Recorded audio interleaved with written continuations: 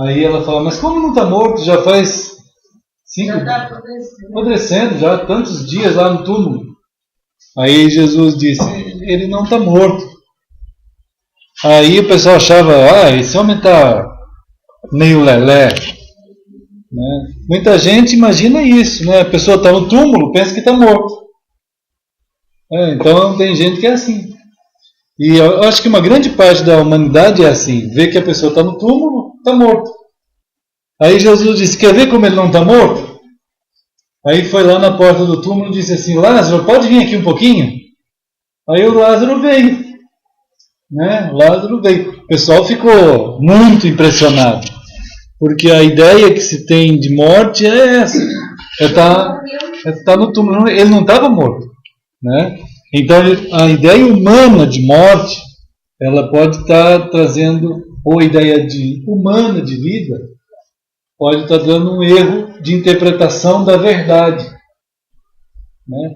Aí Jesus disse assim, o mal que Lázaro foi acometido não é para a morte. Aí elas ficaram sem saber o que dizer. Então, se aquela morte lá não é a morte, que mal é esse que Lázaro foi acometido, que embora para nós, vendo ele morto, ele não estava morto, tanto é que Jesus chamou, ele veio. Que fenômeno é esse? Que poder é esse? Né? Que da palavra de Cristo, que chega para uma pessoa, que para nós, na nossa interpretação ou na nossa história, né? Quantas vezes você vai na porta de um túmulo e você diz para alguém assim, estou com saudade de você, vamos tomar um café, e a pessoa vem. Nunca aconteceu isso. Aí o ser humano pensa que se isso não aconteceu, nunca aconteceu, né? Se isso nunca, tá bom assim. Se isso daí nunca aconteceu, é porque está morto. Né? Mas é que a nossa visão de vida, se ela não for corrigida por Cristo, se a nossa visão de vida e de tudo, de existir, não for corrigida pela palavra de Deus, a gente vai parecer, ou vai perecer, a gente vai perecer, a gente vai estar mal, né? A nossa vida não vai estar sendo conduzida de uma maneira adequada. Mas então qual seria o mal que mata mesmo uma pessoa? Qual é o mal que mata uma pessoa? Se Lázaro, ele estava morto para a nossa interpretação, nosso modo de ver, e Jesus disse, não, ele não está morto, e foi lá e chamou ele, e ele veio. Né? Agora, tem um tipo de mal que mata, mesmo a pessoa estando respirando, mesmo a pessoa tendo jeito de trabalhar, mesmo a pessoa podendo se deslocar, comprar, vender, viver assim como nós pensamos, ele está morto. É o pecado. É o pecado. Mas ninguém se importa com o pecado. A turma se importa mais com o cemitério do que com o pecado.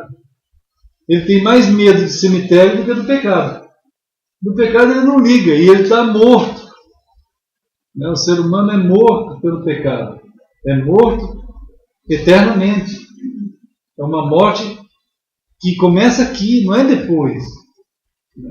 Então a maneira da pessoa estar sendo alcançada assim pela palavra de Deus, e o que ela vai fazer da palavra, né, é o grande agonia de Deus.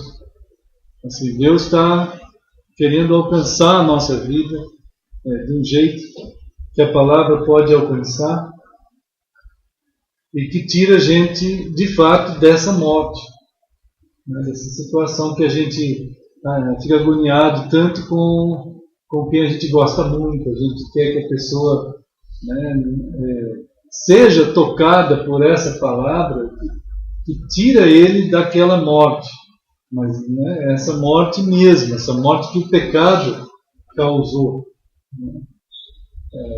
João 3, Jesus disse que a palavra de Deus vai chegar no coração do homem, João 3, no capítulo 3, e como uma luz que chega para dar iluminação, para dar amplitude de visão, para te dar vida, né?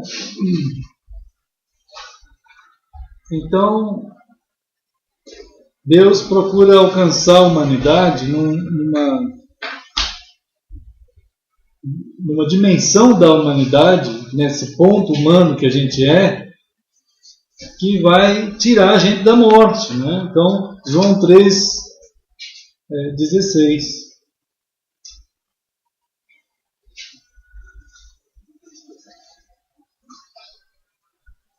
Ele fala sobre o amor de Deus de tal maneira é provado, é feito. A gente estava comentando agora há pouco aqui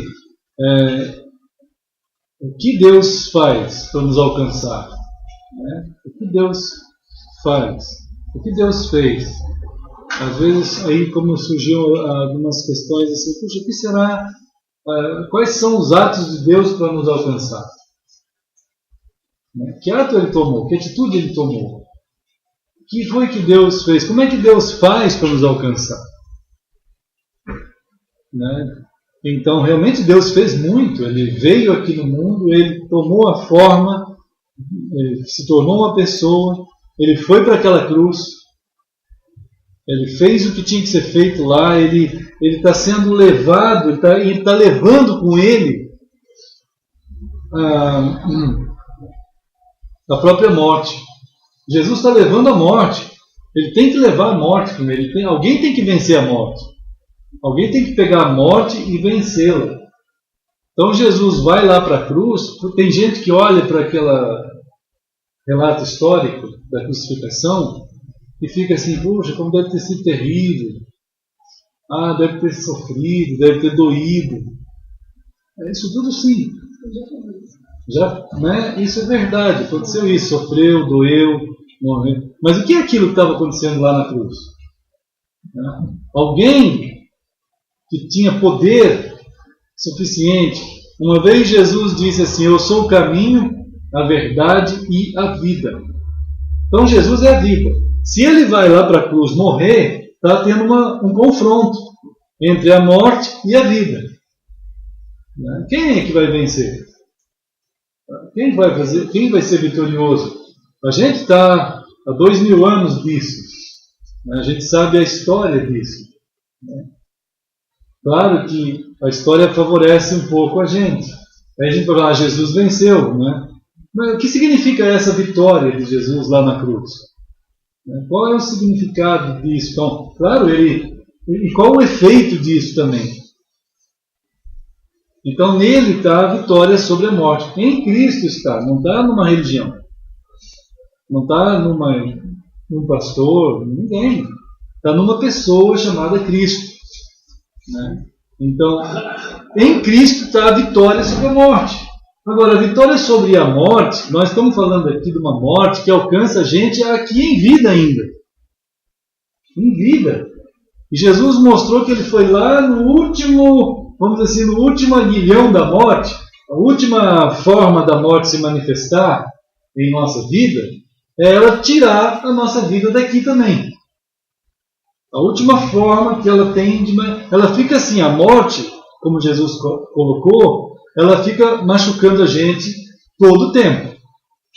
Ela fica deixando a gente deformado todo o tempo, fazendo com que um brigue com o outro, que uma pessoa fale mal do outro, que uma pessoa minta para outro, que uma pessoa faça corrupção no país, né? Que uma pessoa roube o governo, que um governo roube o povo, né? Que pessoas na sociedade roubem os outros, façam coisas erradas. São todos resultados da morte. Né? Outro é assassino, outro enfim, mesmo que não seja nada, ele carrega em si mesmo a pessoa algo chamado morte, e fica ali. E a última coisa que a pessoa vai sofrer, ainda que ele tenha sido uma pessoa ultra boazinha, vai morrer. Né? Então Jesus, ele foi lá na morte, levou a morte com ele, abraçou a morte e foi: agora eu vou te pegar, morte. Jesus falou: agora eu vou te pegar de jeito. E pegou a morte de jeito e levou ela para a própria morte. Aí Jesus, com a vida dele, acabou com a morte. Então Cristo acaba com a morte, mas nele está a vitória sobre a morte. Não só aquela lá no final. Não é só aquela morte. A morte que caminha com a gente e que faz um mal dentro de nós tão terrível. Então nós somos alcançados. Por isso que diz aqui em João 3,16 que para que todo aquele que nele crê não pereça. É um perecer agora também. Quando Jesus perguntou para Marta e Maria: vocês acreditam na ressurreição? Aí elas falaram assim: sim, acreditamos na ressurreição. Mas naquela lá algum dia, existe uma teologia que um dia as coisas vão terminar e que vai ter a vitória do Deus eterno. Hoje ninguém nem pensa nisso, né? Hoje a mentalidade que havia em Marta e Maria não tem mais. Marta e Maria tinham um tipo de pensamento que elas tinham aprendido desde sempre. Então, que havia um Deus. Né? Que havia um Deus. Sabe aquelas pessoas que têm uma consciência de Deus? Pouca gente tem consciência de Deus. Né? Ele anda sobre a terra, ele dá passo, ele passeia, né? Sobre a terra, mas ele não dá um passo sem ter... Oi, Marcelo. A pessoa que tem uma consciência de Deus, ele não pode ser fraco, pode ser frágil, a pessoa pode ter falhas, errar, mas ele não dá um passo sem que ele não tenha uma consciência de Deus. Oi? E Marta e Maria, né, e Lázaro, aquele povo, aquela população daqueles períodos ali, eles tinham uma maneira de entender a vida, de ver a vida. Era um tipo de pensamento teológico. Haviam pessoas em determinadas épocas que tinham um pensamento teológico. Ele pensava a vida teologicamente. Hoje a humanidade pensa a vida existencialmente só.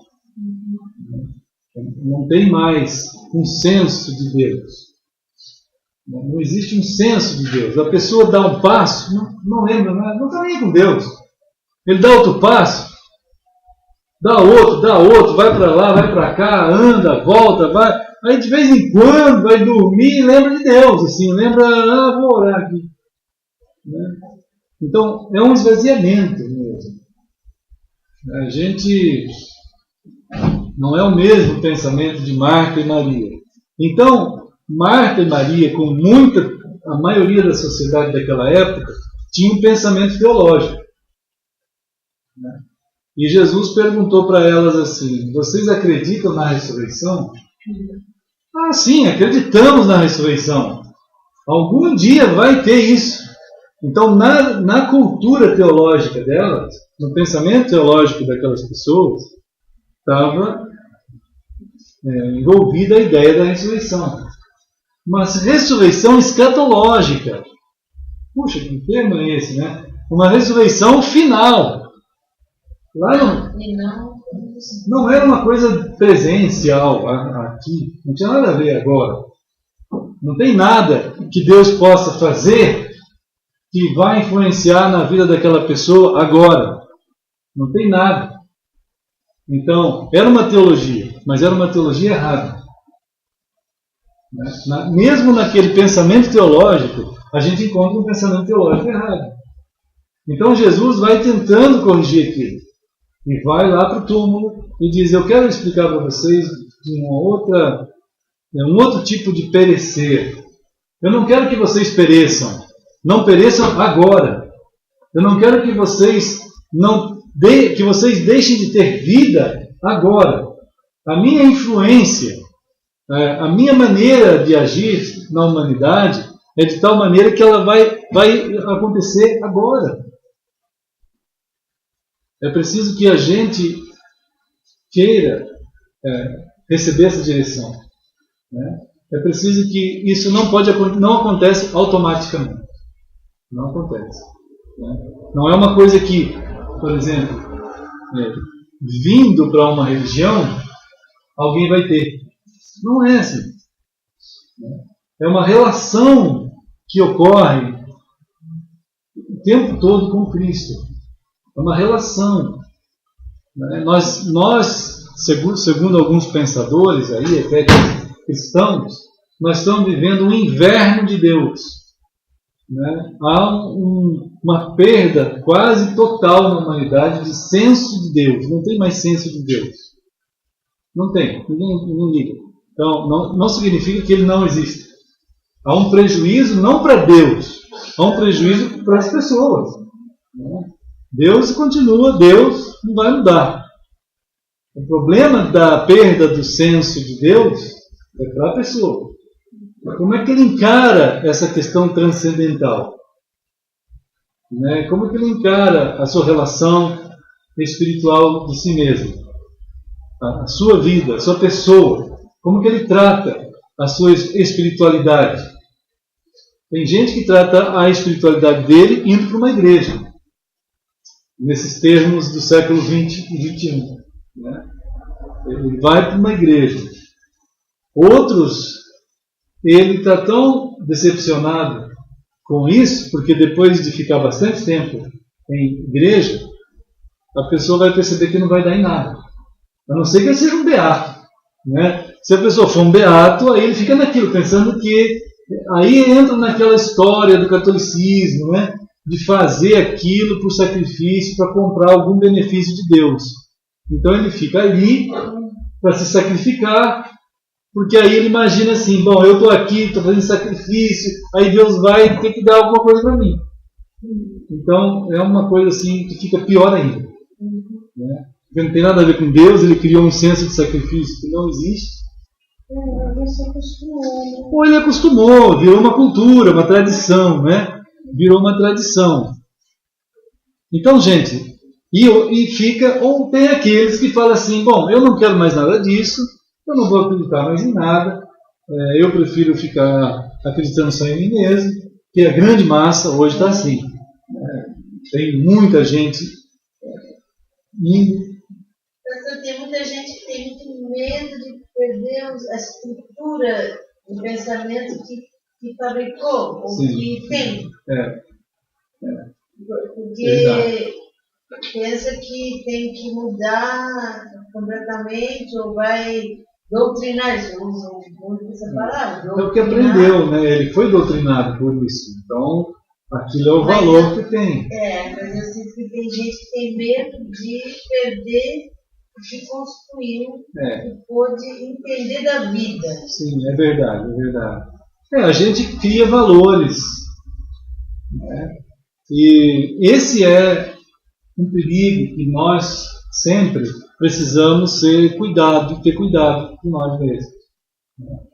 Então, Jesus está dizendo, eu tenho uma vida para dar a vocês, que acontece agora. Né? Sempre que for nosso agora, é que lá com Marta e Maria, Jesus está tentando passar isso, esse não perecer de João 3,16, né? Para que nós possamos trabalhar em nós mesmos e em nós mesmos. Entende a questão? Né? Em nós mesmos e em nós mesmos. Né? Há algo em João 3,16 que revela um aspecto pessoal e um aspecto coletivo. Né? Então, porque Deus amou o mundo que enviou o seu Filho. Então, tanto nós não perecemos pessoalmente, né, na visão de vida, em que Deus tem uma vida para dar para nós, que decorre de Cristo. Agora, que tipo de vida é essa? Ela tem a ver com a formação que Cristo vai dar a nós, que envolve o tempo todo da nossa existência. É um milagre que ocorre dentro do tempo. Irmãos, tem pessoas que pensam que milagres são coisas que têm que acontecer mirabolantes, né? Mas o milagre maior é cada momento você permitir Cristo, ir permitindo, né? Se apropriar dessa relação, né? Em que nós comentamos a semana passada do lugar secreto, né? Os hebreus construíam a casa deles, a arquitetura hebraica tinha o cômodo chamado lugar secreto. Lá não tem janela, não tem. Quase era igual a casa do Vinícius de Moraes, né? Não tinha teto, não tinha nada. Né? Mas era assim, um cômodo que só tinha fora. E o judeu entrava lá, o homem hebreu entrava lá, e lá ele ficava, ele e Deus. Né? Não era por causa de Deus aquilo, era por causa dele. Era um ambiente que ele tentava criar em que ele não tinha visão de mais nada. Porque, de fato, nossos olhos, quando ficam olhando para as coisas, eles se detêm naquilo, né? De certa forma. Ele tem que ter um controle grande para que isso não fique tirando a atenção da gente. Senão tira a atenção. Né? Tem muita gente que trabalha com ilusionismo que fica mexendo em coisas, aí a pessoa fica, tá vendo como cria um ruído na mensagem? Não é cria um ruído, as pessoas, não é uma coisa que muda. Então eles falavam, não, eu vou ficar num lugar, eu não vou ter mais nada para ver. Eu só vou me concentrar ou meditar, contemplar Deus. Então é algo que eles faziam ali. Mas Jesus até falou, quando você orar, né, você entra no teu quarto, o teu pai que te vê em secreto. Então a ideia que Jesus está passando é o senso correto disso. Quer dizer, é importante que a gente tenha espaços na nossa vida, quando puder conjugar isso o tempo todo, para que a gente tenha relacionamentos com o Senhor o tempo todo. Mas precisamos ter no nosso dia momentos em que a gente vai dizer assim, eu agora quero ficar com o Senhor. Eu preciso disso. Nós precisamos disso, irmãos. Porque o mundo vai tirar de nós todo o tempo, se a gente não tomar cuidado. Ele vai tirar, irmãos. O mundo não tem dó. O mundo não tem compaixão. Ele não tem misericórdia alguma. Ele nem tem esses sentimentos. O tempo em si, ele não fica pensando em ter misericórdia de ti. O tempo não tem personalidade. Ele é algo que está ali para nós usarmos. Ou ele vai tomar conta de nós o tempo todo, né? Então, isso é um aspecto. Do lugar secreto é um aspecto. Claro que no ano 70 foram destruídas as cidades dos hebreus. Jerusalém foi destruída.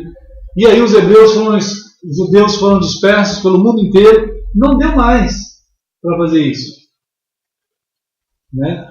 Então, começou no primeiro século uma ideia de que o lugar secreto ocorre quando você fecha os olhos. Aí uma vez Jesus disse assim, que onde tiver o teu olhar, lá está o teu tesouro. Né? Então quer dizer, onde você fixar o teu olhar, naquilo que você quer muito. Então eles fechavam os olhos. Agora, antigamente tinha esse quarto secreto. Agora na nossa vida aqui a gente não tem, então a gente fecha o olho. Né? Porque o Senhor habita onde? Não é? Diz a palavra do Senhor que quando tu entregou a tua vida ao Senhor, ocorreu um fenômeno, irmãos, que todo o Antigo Testamento queria muito. Todo o Antigo Testamento sabe o que é um povo esperar de uma maneira assim ansiosa demais, para que o tempo chegasse em que Deus pudesse habitar dentro deles. Eles ficavam pensando assim, há de chegar um dia que Deus vai deixar de ficar lá dentro daquele santo dos santos e Ele vai morar dentro de nós. Quem sabe a nossa geração. Cada geração que nascia, as crianças ficavam perguntando assim: papai, mamãe, será que é na nossa geração que Deus vai morar dentro de nós? O papai e a mamãe diziam assim: filho, não sei. Só o dia que chegar o Messias, isso vai ser possível. Ah, papai, que coisa. Mas acreditem, filhos, acreditem. Um dia o Senhor vai chegar, o Messias vai vir e o véu do templo vai se rasgar.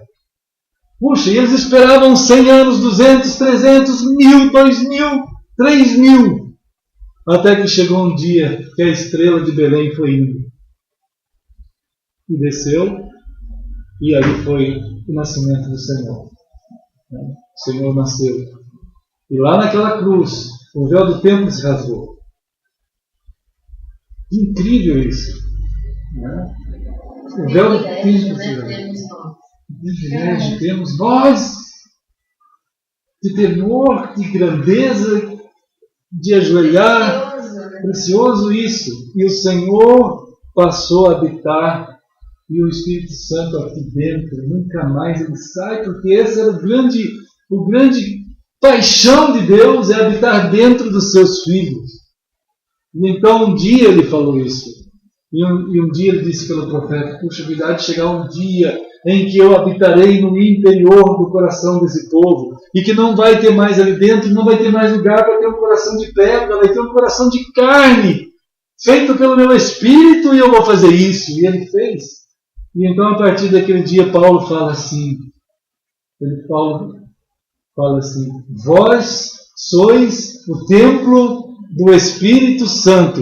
E aí tem a outra dimensão da presença de Deus, né? A outra dimensão. Porque a primeira é essa que a gente, em nós, no lugar secreto, no momento a momento, a gente vai desenvolvendo essa amizade. Irmãos, que precioso é que uma vez um filósofo disse assim, que ele gostaria que as crianças nunca dormissem, né? Porque assim, cada vez que uma criança dorme, quando ela acorda num dia mais velho. É uma coisa poética, mas uma filosófica também. Mas a gente precisa desenvolver mesmo uma maturidade. Deveria ser assim. Deveríamos a cada dia estar mais próximos do Senhor. A gente cresceria. A agonia poética, a agonia do filósofo, ela aconteceria em nós também, em Cristo. A gente, ao dormir, a gente dormiria o sono da bênção. O sono em que o Senhor, quando dorme o seu filho, Ele cuida enquanto dorme, diz o Salmo. Né? E ele, ao dormir, bênçãos estão acontecendo. Como aconteceu com Adão, né? E Deus fez um pesado sono e Ele fez a Eva. Uma bênção ao dormir. Quantas bênçãos, né, acontecem. Então, nós, ao passar do tempo, Moisés fala isso no Salmo 90, que o tempo para ele, o tempo para Moisés, foi percebido como uma oportunidade de ele alcançar um coração sábio, no Salmo 90. Né? Então, ele fala isso. Deus, em ti, tu és o meu refúgio. Um dia nós já comentamos várias vezes, tentamos lembrar isso, que o Senhor, para Moisés, na experiência de vida dele, ele está dizendo que tu tens sido o nosso refúgio, isto é a nossa casa, nossa morada. Então, de geração em geração, de Abraão, de Isaac, de Jacó, todos aqueles homens que deixaram a sua terra e foram para peregrinar no deserto, mas foram com Deus. Isto é, eles levaram a casa deles junto. Deus é a casa deles. Tu és a nossa casa, Senhor. Desde Abraão. Para Abraão, tu foste a casa que foi junto com ele. God Home, né? Motorhome ou God Home, né? Aquilo que vai junto, é a casa que vai junto, é o Deus que é a casa. Então Moisés, no Salmo 90, fala sobre isso num momento também difícil da vida dele. Nós falamos lá isso. Mas essa maturidade da percepção do tempo como oportunidade de Deus na nossa vida, né, irmãos, é algo que tem que acontecer em nós, cada um de nós. Precisamos vigiar. Mas essa outra dimensão agora, né, essa outra dimensão, quando Paulo fala que vós sois o templo do Espírito, vós, então aí já é o grupo todo. Os irmãos de Corinto eram a casa de Deus. Não é só uma pessoa que é a casa de Deus, embora ele esteja em cada um aqui, mas não é só um. Aí está a noção da família de Deus. Então nós, como família, gerados pelo Espírito, em Cristo, né, que o senso familiar precisa desenvolver em nós também. O senso de pertencimento, um ao outro e a Deus. Irmãos, o maior exemplo de comunhão que tem é em Deus mesmo. Né?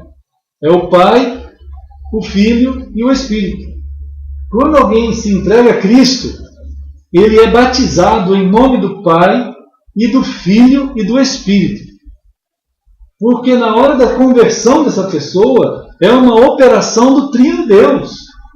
Né? É o Deus Pai, que nós lemos aqui em João 3,16, que amou o mundo de tal maneira.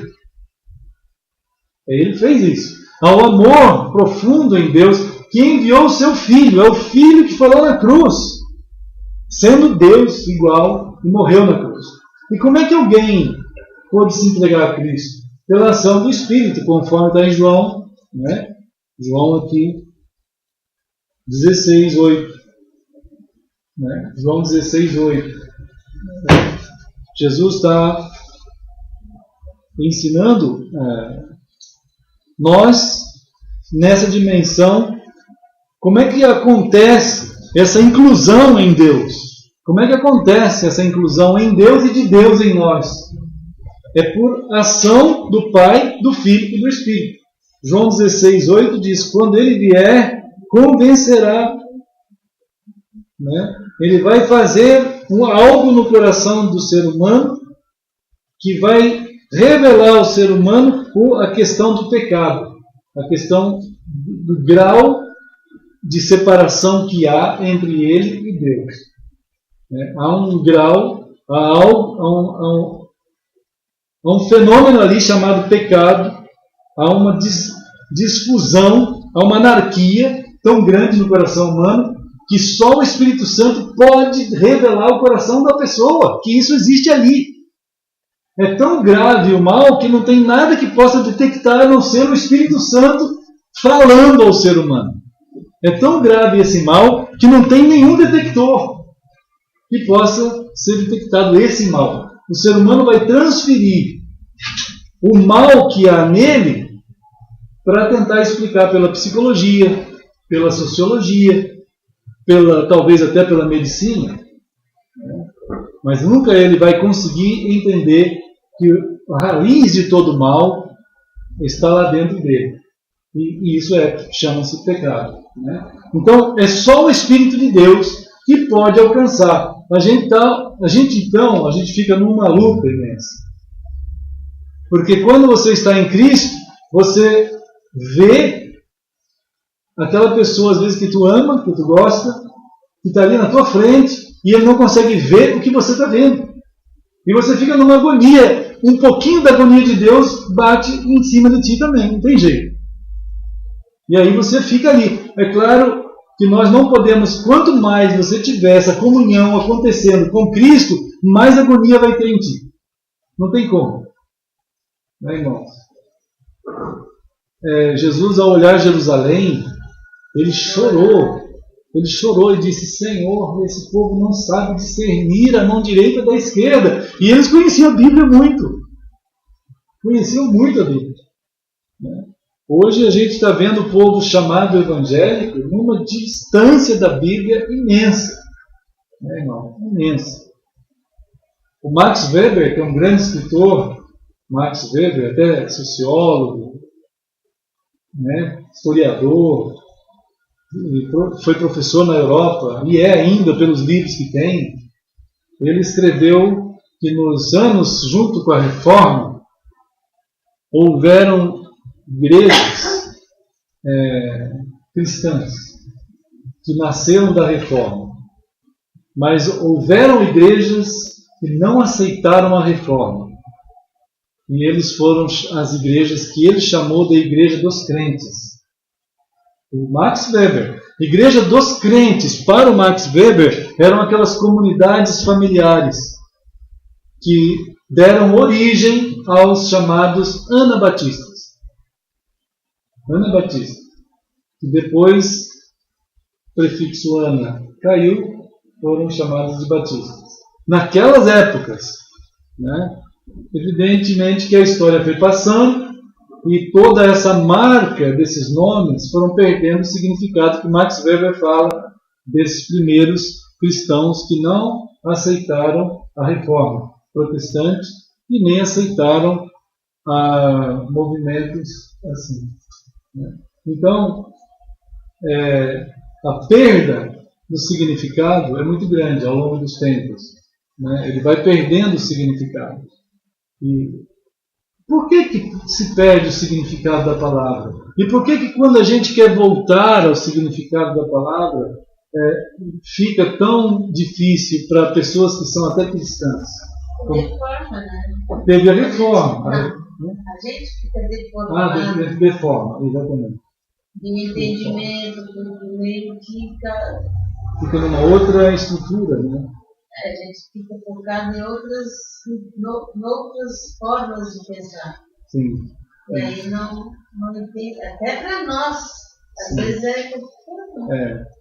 Então, quando a gente está sendo chamado a perceber essa dimensão do relacionamento, irmão, agora, o exemplo é Cristo. É o Pai, o Filho e o Espírito. Uma eclesia, ela é o resultado de uma koinonia. Ou uma eclesia, ela vai gerar uma koinonia. É uma coisa interligada. O que é uma eclesia? É um conjunto de pessoas chamadas. Conjunto de pessoas chamadas. Que geram um koinos, uma família. Um koinos, uma família. Uma família, ela gera uma koinonia, que é uma reunião familiar. Mas essa reunião familiar, ela tem que ter um núcleo, ela tem que ter algo que vincula. Por exemplo, uma família aqui. Quem vincula nós, assim, é a nossa família. Cada um tem uma família. E esse vínculo que tem na família local, ele está vinculado pelo nascimento ali dentro da família. Não é? O nascimento, você tem sua família lá e tal. Mas Deus formou uma família também. E Deus formou uma família. Isso está em João, no capítulo 1, que nós vimos outro dia, que todo aquele que recebeu Jesus deu poder de se tornar ou de ser feito filho de Deus. Então, essa geração de Deus, João 1, 12 e 13, essa geração de Deus, ela vai pegar o DNA de Deus. Isso é uma linguagem atual, né? Mas ela vai trazer, como a gente fala assim, como parece, como puxou para ela, puxou para ele, né? Tem essas linguagens assim. Tem até namorados que começam a namorar muito e a gente fala, nossa, parece ser irmãos. Começa a parecer. Né? Então, igual o Dan com a Daphne, começa a aparecer. Né? Então a gente vai vendo assim, as semelhanças, começa a fundir assim. Os filhos são assim. Então, os filhos de Deus, eles vão tomando o jeito de Deus também. E o jeito de Deus, irmãos, uma das características maiores em Deus é a comunhão. É a comunhão. Há uma comunhão. Então, esse é um elemento também importante que nós devemos trabalhar em nós. É claro que hoje é muita luta para isso. Hoje é muita luta.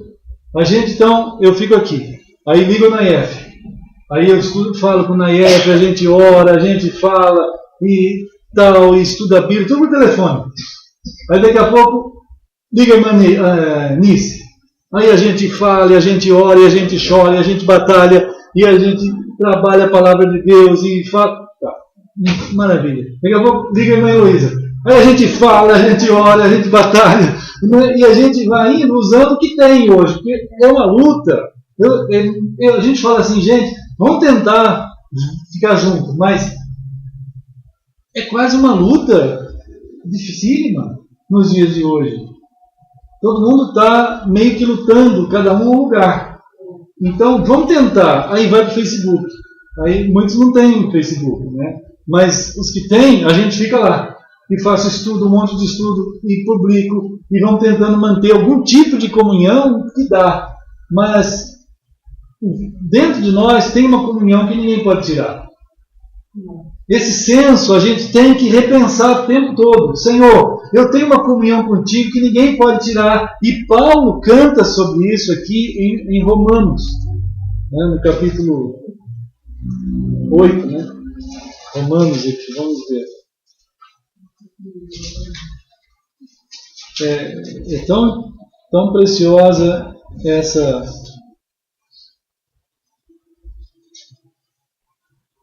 Olha só, Romanos 8, 18, né? Em diante disso. Romanos 8.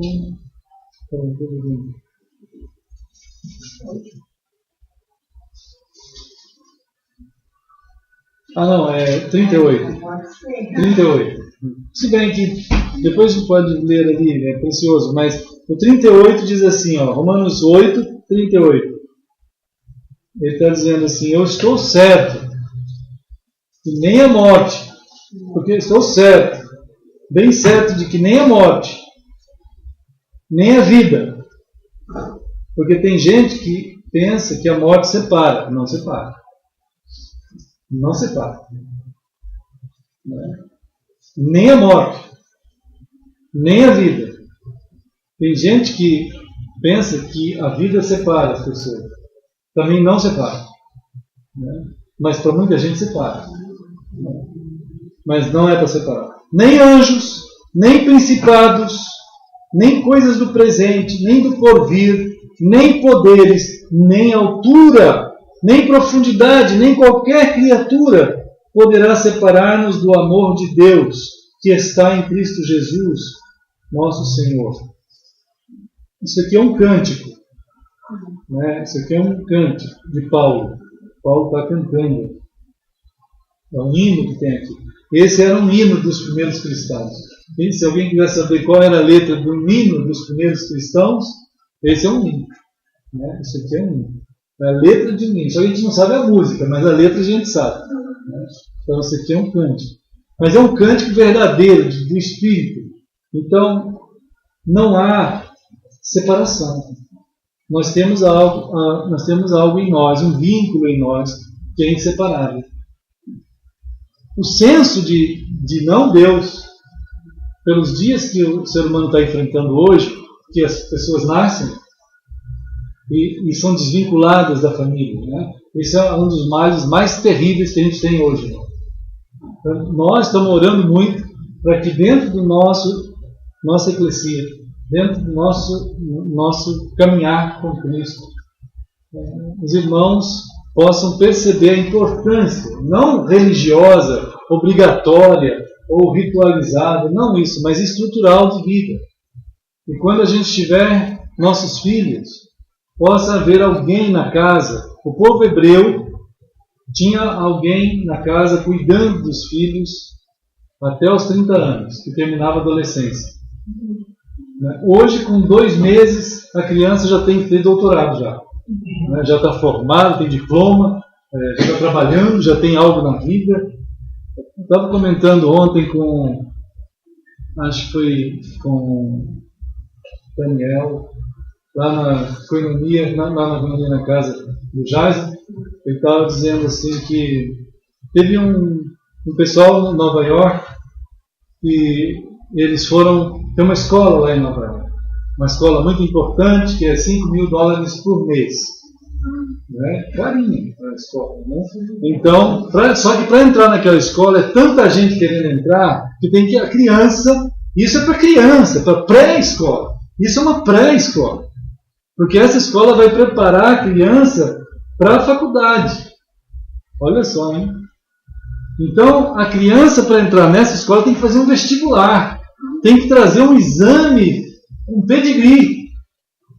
A criança tem que trazer um pedigree da família, e de quem ele é, o que ele faz, que é tudo, e é um bebê praticamente, é um bebê, tem exames de tudo que é tipo.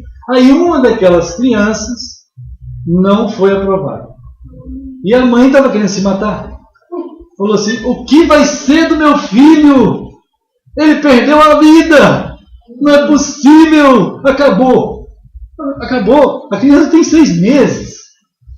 6 meses? Como é que acabou? Né? Mas aquilo para aquela sociedade, naquele grupo de pessoas, aquele tipo de porta que se fechou, é como se tivesse acabado a vida daquela pessoa, porque não pôde entrar naquela escola. Né? A maior de todas as escolas que existe é a família. Não tem igual. Não tem igual. Quando Deus foi começar a nação de Israel, Ele compôs Deuteronômio 6. Né, irmãos? Deuteronômio 6. E Deus está dizendo, para que haja estrutura adequada numa pessoa, num ser humano, que vai surgir, ele nasce a partir da consciência de pais, pai e mãe, que tenham Deus no seu coração de vida, no seu centro de entendimento. Deuteronômio 6 fala isso, né? Ele diz aqui no versículo 5, 4 e 5. Ouve, Israel, ouve, o Senhor nosso Deus é o único Senhor. Então aqui tem aquele jogo de palavras que ele usa a palavra Yahvé, que é o nome mesmo do Eterno, que é onde nas Bíblias em português está Senhor. Aqui a palavra Senhor é o nome, Yahvé, é o nome de Deus. Ele está personalizando mesmo. Ele fala assim, ele, aquele Yahvé, ele, o Elohim, que é Deus, aquele Yahvé é Elohim. A palavra Deus é genérica. Por exemplo, quando você fala para qualquer pessoa na rua, acredita em Deus? Todo mundo vai acreditar. Agora, se você for conversar com a pessoa para ver qual que é esse Deus que ele acredita, aí, né, é aquilo que ele serve, é aquilo que ele busca de todo o coração, é o Deus dele. Né? Mas então Deus está dizendo assim, o Eterno, o Yahvé, está dizendo assim, Israel, vocês, o meu povo, me ouçam. Vocês, não os outros. As outras pessoas não vão me ouvir. Mas vocês, meu povo, me ouçam. O Eterno, Ele, o teu Deus, né, é o único. Quer dizer, não pode vocês, tem que ter cuidado no coração de vocês, para vocês não criarem a criatividade de nós, a nossa criatividade pode gerar divindades. Então nós temos que vigiar, o tempo todo vigiar. O tempo todo, nós não podemos parar de vigiar. O tempo todo verificar, né, se o nosso coração está focado no Eterno, como aquele que comanda, que fala, que nós somos sujeitos, submissos. Isso é para o povo dele, não é para todo mundo. Isso é para o Israel de Deus. Isso é para o povo de Deus. Entenderam isso, Israel? Israel disse sim, amém.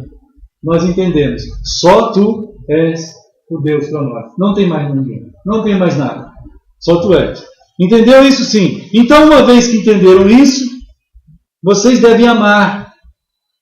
É claro que amar não é mandamento. Então, como amar não é mandamento, está aí uma área extremamente desafiadora. Porque amar não é mandamento. Não tem como mandar amar. Então, isso é muito particular. Se você realmente ama. Quando a gente ama alguma coisa, a gente quer encontrar. Quando a gente ama alguém, a gente quer estar junto. Quando a gente ama, e o Dom vai para a navegancia, está feliz, vem para Florianópolis, e vai. Isso é um amor, né? Então, é uma coisa que a gente ama. Então, a gente fica indo e voltando. E ficando junto. Na verdade, não é um peso para vocês isso. Nossa, é uma maravilha. Né? Não vê a hora. Isso é assim mesmo. Não vê a hora. Então, é uma coisa, né, que busca, que impele, que não tem peso, não tem nada. É uma maravilha. Então, com Deus é assim, mas precisa ser. Senhor, como é que vai essa relação minha contigo? Tem que ler a Bíblia. Eu tenho que arrumar uma hora para ler a Bíblia. Não é, amor. Isso é um peso. Né? Isso é uma coisa estranhíssima. Sacrifício. Não é assim. Então, a gente deve amar esse Senhor, esse Eterno, esse que é Deus, de todo o coração, e toda a alma, toda a força. Agora, no 6, olha só, irmão. Ele está falando da família agora. Entenderam tudo isso? Entendemos. Então agora a coisa vai direto para a casa de vocês. Tem que ir lá para dentro da casa. Se não for na casa, não adianta. Não é para o templo. Vai para casa. É para casa. É na casa que tudo vive. É dentro da família que tudo ocorre. Não adianta querer levar a noção de Deus para templo. Fizemos isso. A reforma continuou fazendo isso. A reforma não foi reforma. Ela deu uma tapeada. Ela fez um puxado. Não foi uma reforma. Foi um puxado no século XVI. Então, a gente tem que ter nem puxado nem reforma. A gente tem que ir para se permitir entender isso aqui. Amará no 6. Essas palavras que eu te ordeno estarão no teu coração. Isto é, onde você medita, onde você pensa. E tu, agora vai começar, o 7. Tu vai passar essas palavras para o teu filho. Só a partir de tudo isso. Porque senão não tem sentido. Agora o teu filho vai receber essas palavras. Inculcar significa agora as palavras vão passar para dentro do coração do teu filho. Você não simplesmente vai dar uma lição para ele. Ele vai ver em você o Deus eterno.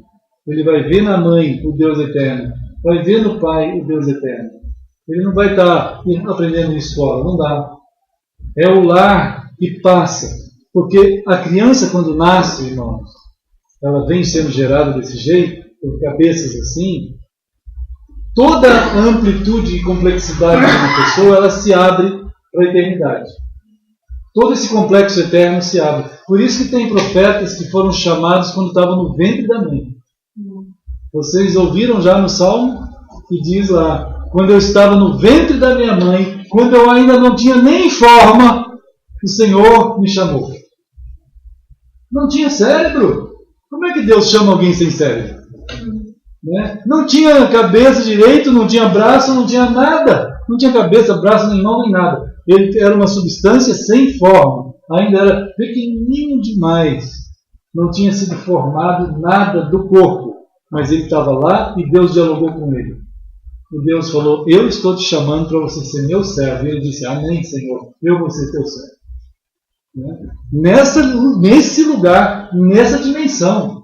E para muita gente isso é só um feto. Irmãos, é um absurdo essa coisa. Bom, mas tudo bem. Tudo mal. Irmãos? O que acontece é que aí sim as dimensões eternas se abrem. E o diálogo se dá com o Deus eterno e com os pais e com tudo em volta. E então o inculcar aos filhos começa a acontecer. Ele vai perceber o Deus eterno na vida dos pais. E você vai falar dessas palavras assentado em tua casa. Em tua casa. Na casa. O lugar de aprendizado maior é em casa. Então é na casa que a questão eterna se estabelece. A relação da verdade. Então a criança vem 100%. A criança é 100% assim. Deus fez a criança assim, 100%. Nós, adultos, depois de 12 anos, quando chega a 12 anos, muda. Não é mais 100%. Né? 12, 11, cada um muda. Varia um pouquinho, mas é entre 11, 12, 13. Nessa faixa, não é mais 100%. Agora já tem os critérios críticos. Já cresceu. Já amadureceu. Então não se pode mais falar com uma pessoa de 11, 12, 13, como se falava com alguém que tem 6, 7, 8, 9, 10. 11, 12, 13, totalmente diferente. É como um adulto que está ali. Ah, mas ele é adolescente. Sim, adolescente. Mas não é mais aquela criança de abertura 100%. Agora tem toda a capacidade crítica ali. Então a abertura agora é 10%. O restante é de análise. Começa a analisar e pensar. A comparar todos os valores que ele recebeu com aquilo que ele está vendo agora. Ainda é muito novo, claro que é novo. Se nós soubermos ter o respeito adequado com quem tem 11, 12, 13, não entender que esses fenômenos dentro da pessoa, eles não têm valor nenhum. Se a gente souber respeitar isso e dialogar e saber trabalhar essa pessoa com o respeito devido, então a gente estabelece uma ponte. Mas se a gente quiser trabalhar com uma pessoa de 11, 12, 13, como se ele tivesse 5, 6, 7, porque nessa fase precisa de orientação direta. Nessa fase a palavra-chave é diálogo. Ouvir, conversar, explicar. Né? Então, são fenômenos diferentes em épocas diferentes, assim, né? Que acontece. Mas é importante que Deus está passando aqui para Israel que eles, na primeira fase da vida, eles andem junto com a criança. Falarás assentado em tua casa. Encontre hora, tempo para estar na casa sentado com a criança. E aí, andando pelo caminho. Isto é, ir com o teu filho. Andar com o teu filho. Irmãos, essas etapas hoje, elas foram destruídas na sociedade. A sociedade hoje está devastada, irmão.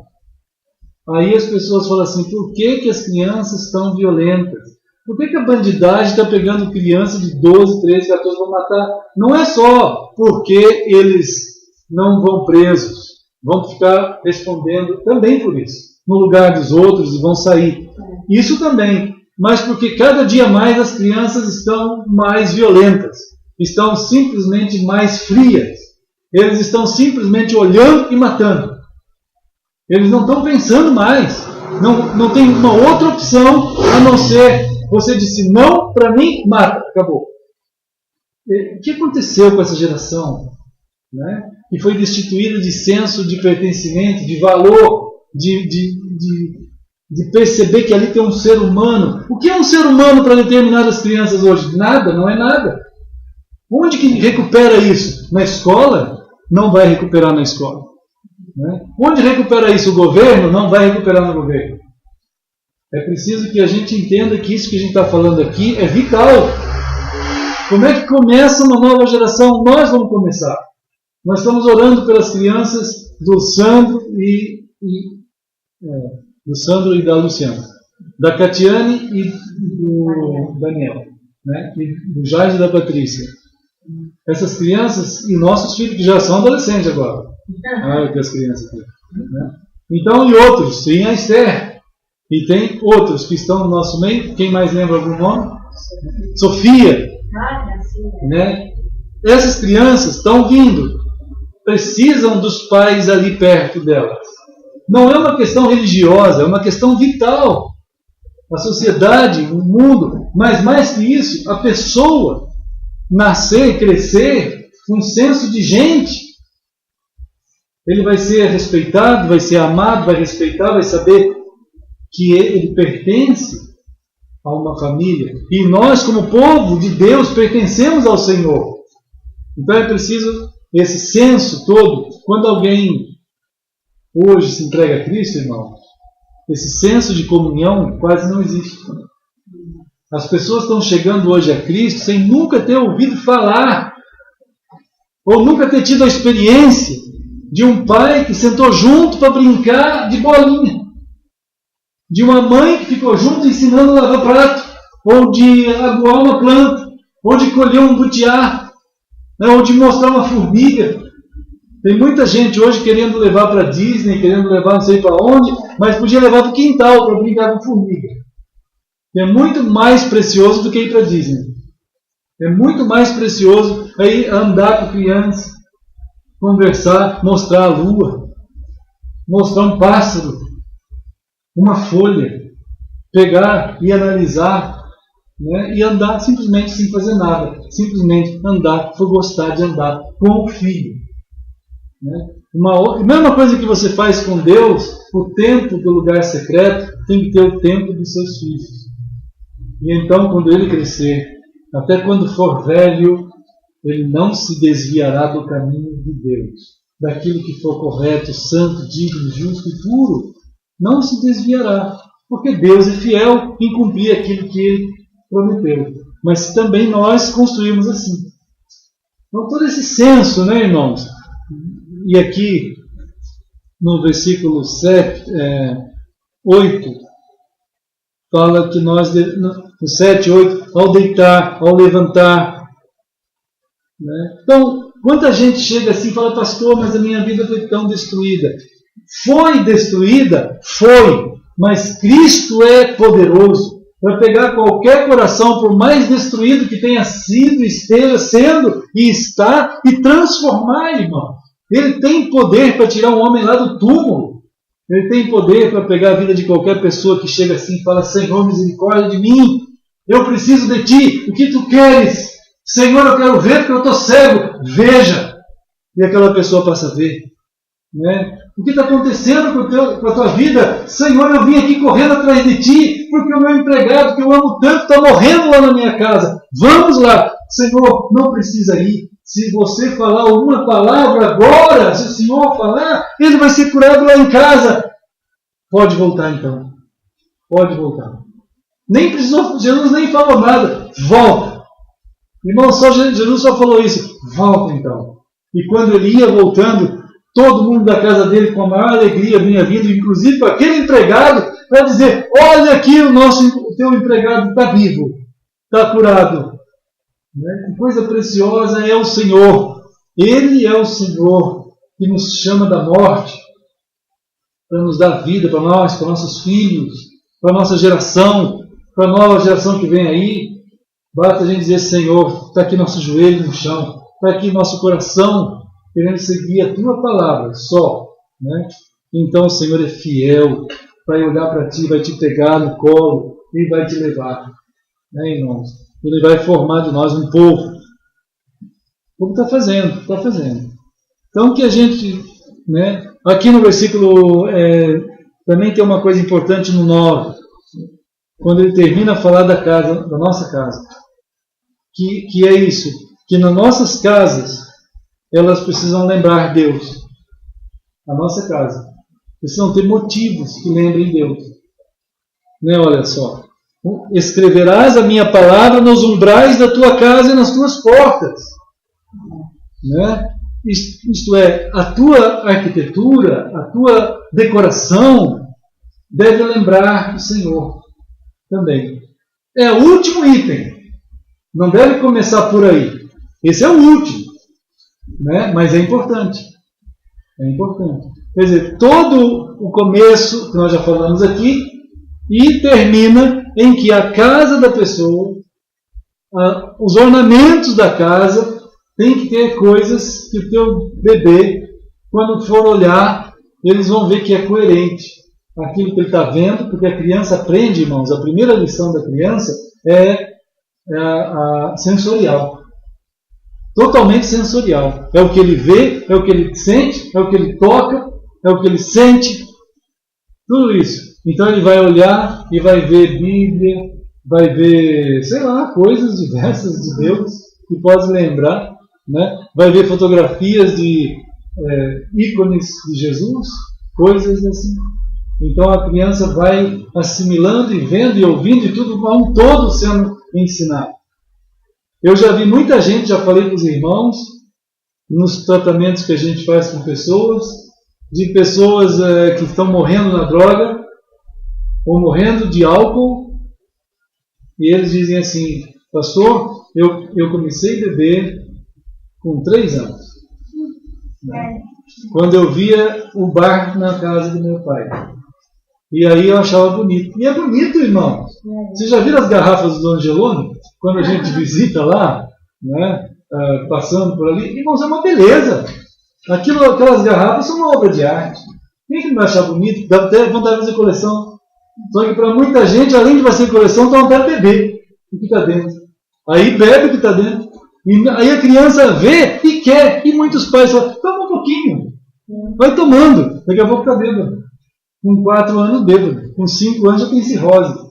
Né, irmão? Então é um negócio assim absurdo que vai sendo ensinado pelo ornamento da casa. E tem outros tipos do que a pessoa vê, do que a pessoa lê, as revistas que a pessoa vê, os programas que a pessoa assiste.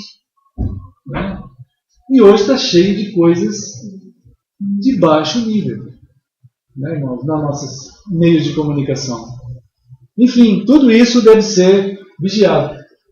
E que o Senhor, com sua graça, às vezes a pessoa fala assim: pastor, não dá para ter filho nesse mundo. Não, sem Deus não dá.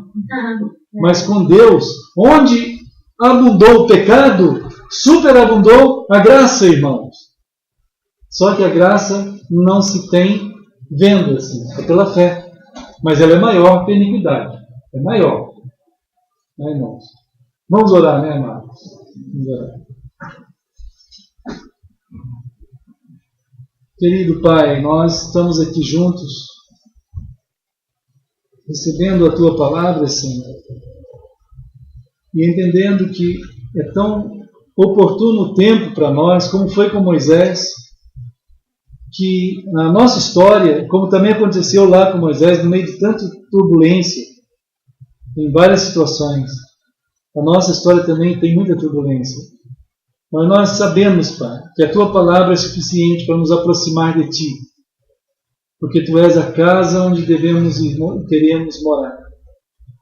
Senhor, abençoa-nos, porque agora nós podemos celebrar o Senhor em nós, vivendo dentro de nós, e nós também podendo viver em Ti, Senhor. Nós queremos celebrar hoje aqui nessa ceia, da mesma forma que todos comemos o mesmo pão, nós nos alimentamos do mesmo Senhor, que é o pão para nós, todo o tempo, o alimento para nós. Da mesma forma que tomamos aquele suco da uva, aquele sangue de Jesus, ele passou para dentro de nós, em todo o nosso ser, e nos limpou para sempre.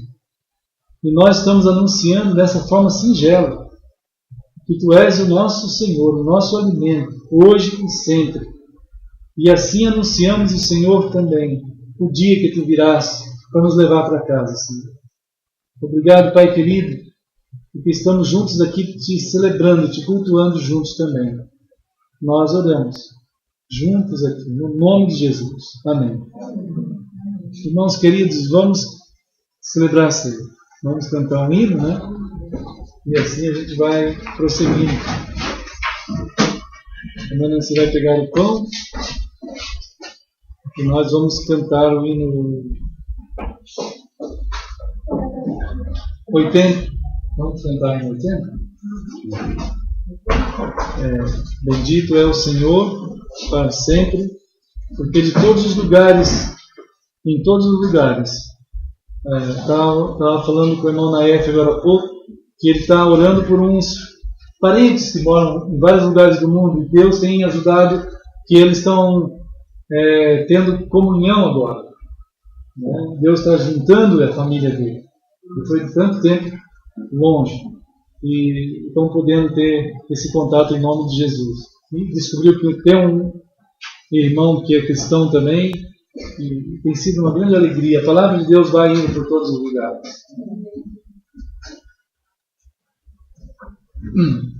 De todas as tribos, povos e raças, muitos virão te louvar. De tantas culturas, línguas e nações, no tempo e no espaço, virão te adorar.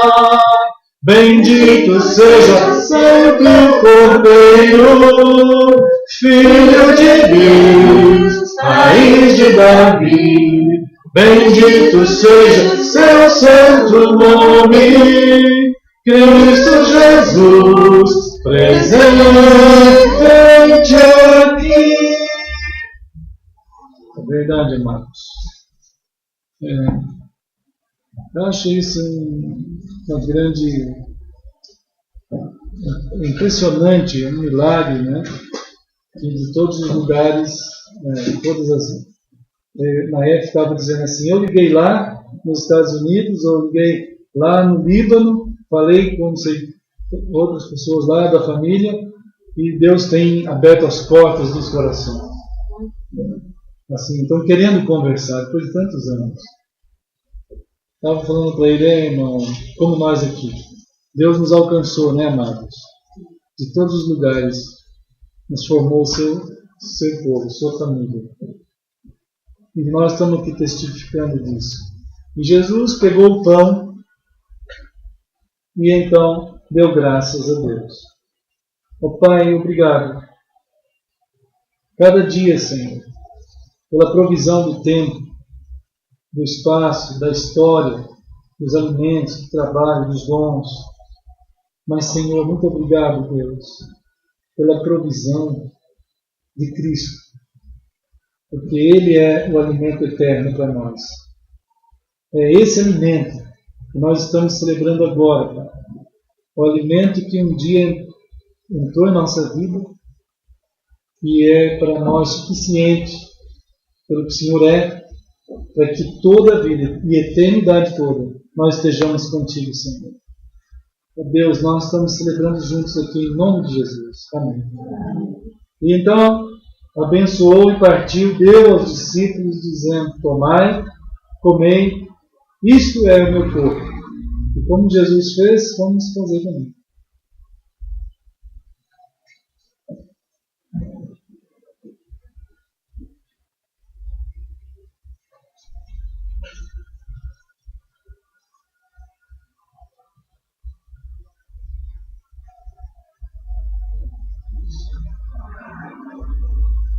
E ontem lá no aniversário da Esther, eu estava perguntando assim, por que vocês estão comendo essas comidas aqui? Né? Por que vocês estão comendo salgadinho e comendo o doce? Não precisa responder, mas tá bom que é gostoso, tá bom que é bom, né?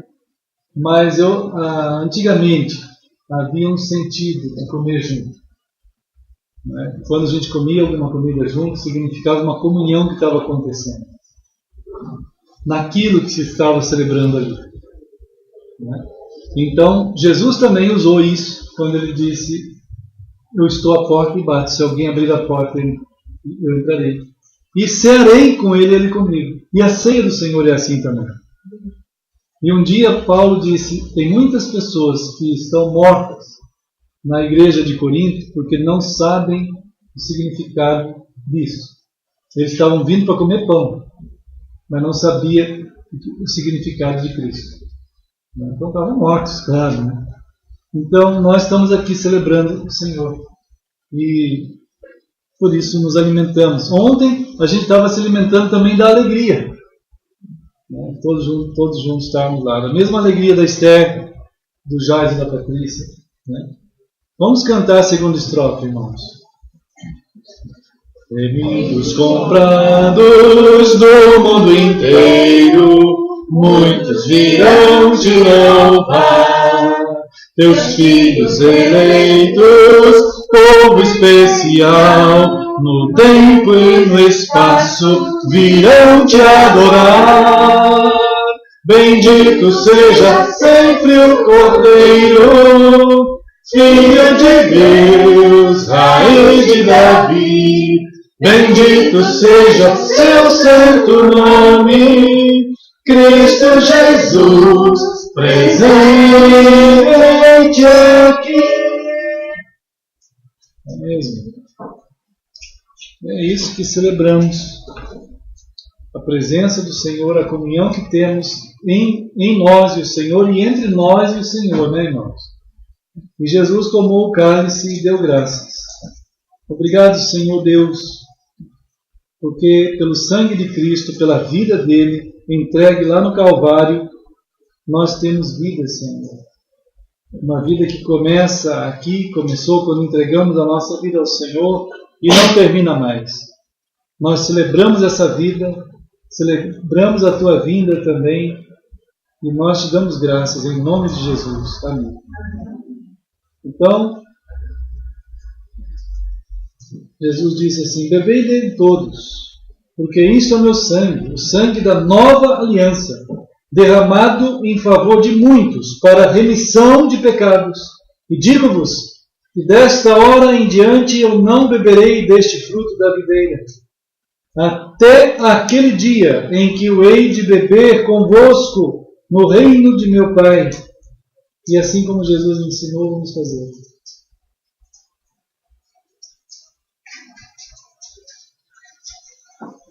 Oh Deus, obrigado, querido. Querido Pai, te louvamos, porque nós juntos podemos realmente aqui celebrar o Senhor. O Senhor abriu nossos olhos, nosso entendimento, e a nossa comunhão se estabeleceu contigo, Senhor.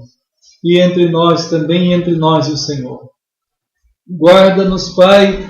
Aqui está a tua eclesia, Senhor, que celebra o Senhor todo dia, Senhor. Ainda que estejamos aqui juntos ou estejamos cada um nos seus lugares missionários, nos lugares onde cada um é espalhado como sal, nós celebramos o Senhor, Pai. Nós queremos ser bênçãos. Oh Deus, ajuda-nos. Nós nos entregamos a Ti em nome de Jesus. Amém. Amém. Pode sentar, irmãos. Queridos e amados irmãos, vamos estar orando, por essa semana aí, que o Senhor proteja os irmãos de todos esses envolvimentos que os irmãos vão ter nos seus dias, que sejam os irmãos bênçãos, todos nós. Qualquer coisa, vamos continuar compartilhando das palavras. Quem quiser liga aqui, quem quiser vem aqui, ou a gente pode ir na casa. Vamos estar orando para que a nossa coinonia de sábado ainda não tem mais um lugar, mas Deus vai abrir uma porta. Eu queria na minha. Vai orando. Vai provar. Se der tudo certo, vamos lá. Mas se não, Deus vai provar. Que Deus guarde os irmãos. Qualquer oferta pode ser entregue aqui. Que o Senhor a multiplique para que a gente possa continuar firme, dando os passos juntos. Deus abençoe também os irmãos lá de Campinas, São Paulo, que nós temos orado por as lutas dos irmãos também. No Rio de Janeiro, tem um pedido de uma moça, de um casal chamado Priscila e Cosme. Eles estão falando com a gente muito, mudaram para o Rio. Ele é militar.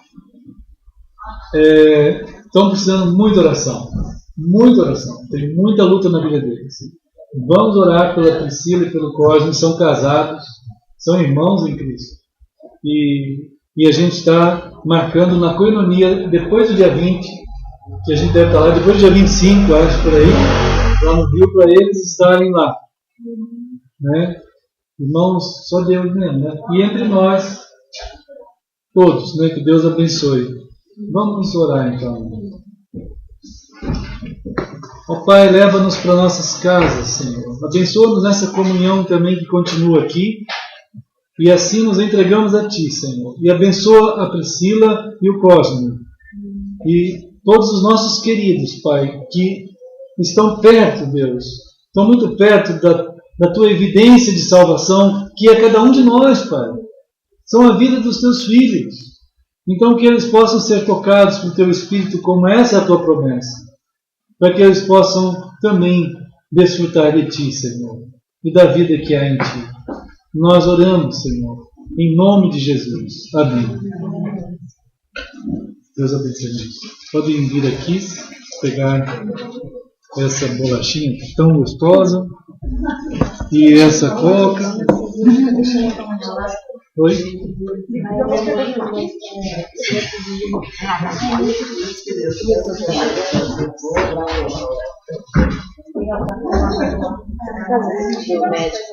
Sim, sim.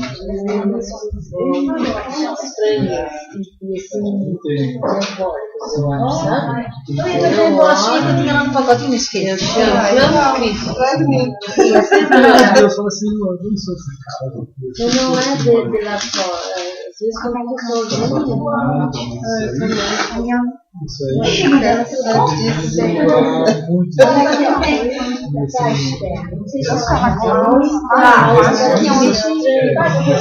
E a foto? Ninguém colocou uma foto, aí você compartilhou, né? Ah, imaginei.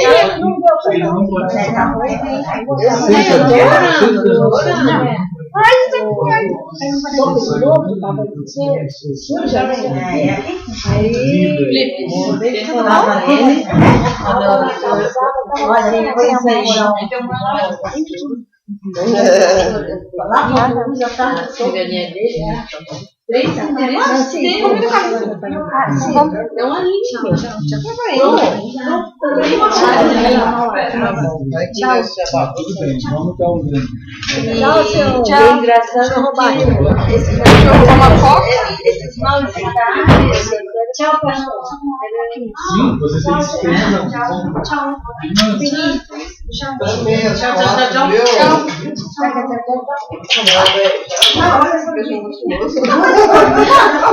Olha, vai todo mundo. Tchau, meu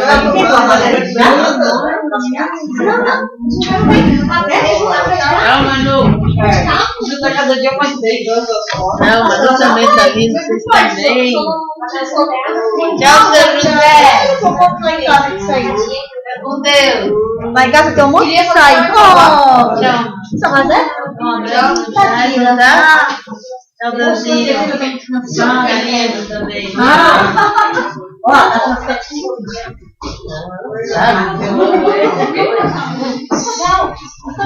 Se estar juntos, não seriam né?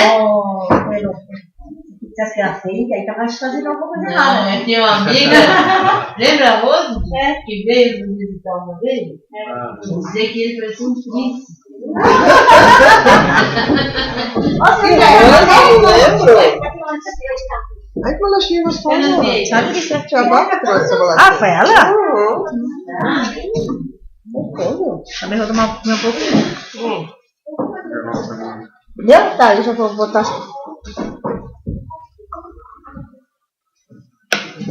Não posso esquecer de dar o presente. Bom, deixa eu ver. Tá vendo? Tá. Essa bolachinha é uma pegada, eu acho.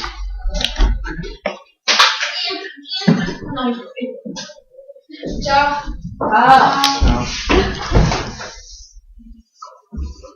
Faz de manteiga, é? A bolachinha de manteiga, né? Muito boa, né? Manteigada, né? Isso é uma dieta. Faz um bem, né? Olha, tem um sabor pra você ali, ó. Um pedaço de uma que meu filho deu pra mim. É. E eu queria fazer como é que ela era.